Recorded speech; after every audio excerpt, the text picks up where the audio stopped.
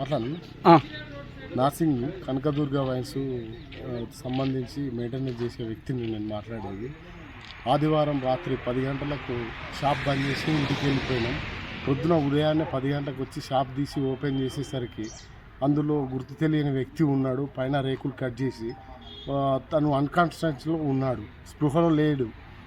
ఆయన దగ్గర ఏంటంటే అందులో ఉన్నటువంటి కౌంటర్లో ఉన్న డబ్బులు మరియు మందు ప్రతి ఒక్కటి ఆయన తెచ్చినటువంటి సంచిలో ప్యాక్ చేసుకొని ఆయన సేఫ్టీగా పెట్టి తీసుకొని వెళ్ళిపోదా అని రెడీ ఉన్నాడు.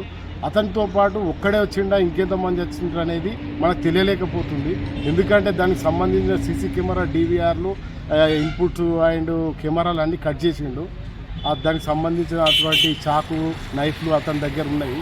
అతను స్పృహలో లేనందున హాస్పిటల్ పంపించడం జరిగింది. అతను స్పృహ వచ్చిన తర్వాత ఒక్కడే వచ్చిండా, అతను ఎంబడ ఇంకెవరైనా వచ్చిర్రా, ఎవరైనా ఏమన్నారా ఈ పని అతను మద్దతుగా అనేది తెలియడం పోలీసులు విచారించి ఇంకో 1-2-3 గంటలలో చెప్తామని చెప్పారు.